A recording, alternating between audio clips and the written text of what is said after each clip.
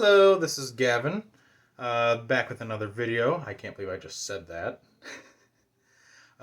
Today we are going to be having a game between the Tyranids and the Demons of Chaos. We're going to be doing things a little differently this time as well because we're going to be using something called the Leviathan Mission Deck. Also, Ty is with me here today. Help, I'm being held captive. He came here willingly. So basically what the Leviathan Mission Deck is going to do is it provides us with a bunch of missions, deployment zones, that kind of thing to work with. Basically kind of presets a battlefield for us to work with. Alright, so today's mission is a mission called Scorched Earth. So basically we've got 5 objective markers set up, 3 along the center of the battlefield here, 1 in his deployment zone, and 1 in his deployment zone. And what this entails is that starting at the second battle round, we need to start burning objectives, which is quite literally taking them off the field. We get 5 victory points for each objective we burn, and then at the end of the battle, we get 5 more if they were in the either no man's land or in the enemy's deployment zone.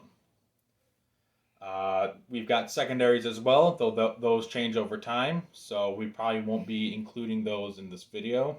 We'll be using them in the game, but not in the video. We may. I don't know yet. We'll have to see how this game goes. Alright, so the first tactic that we're going to be introducing today is the use of scout units.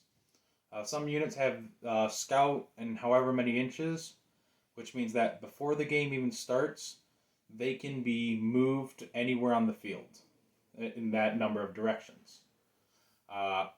Normally, if your thing has scouts, they are good for capturing objectives early on, because while you can't score the primary objective in the first turn, there are plenty of secondary objectives that you can score instead. Alright, the second tactic we'll be introducing today, before the game even starts again, is specifically for the Chaos Demons. They have a named unit named Karanak, and he has an ability called Pray for the Blood God.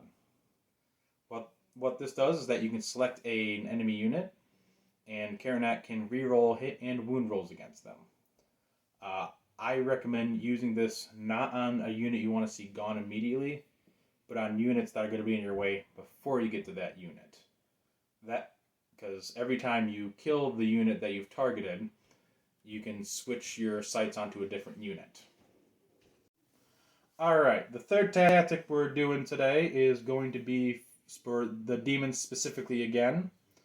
When using Seekers, as I've mentioned before, they are great for picking off light infantry. Anything else higher than that, though, and they will struggle with, even though they have devastating wounds on their main weapon. So when using Seekers, if you plan on using them as a combat unit, have them just target light infantry. So if you're facing something like Space Marines and stuff, where they have almost no light infantry, Seekers are going to be an issue if you're going to use them for combat. Alright, while Ty is rolling for some hit rolls with his Hormagaunts, I have another tactic, once again, for the Demons and, to a degree, the Chaos Knights as well. Demons are notoriously bad at anti-armor. Most of the anti-armor they have are really high-priced. So to counter that, take advantage of the fact that demons can ally with knights. In this case, I brought a war dog huntsman right here who is specialized in hunting most armor. Alright, this next tactic is for the Tyranids in particular. When using Raveners, besides their deep strike ability being great for getting points, they are also great against most infantry, as demonstrated by the fact they just took out all but a single Seeker, which you can't see behind this building. I'll lift it up for it. No, you still can't see because of the tree. But yeah, took out all but one Seeker all on their own, and that's just a unit of 3. Alright, so that was the only attacks we did. There weren't too many this video, because a lot of them were repeats of what happened last time.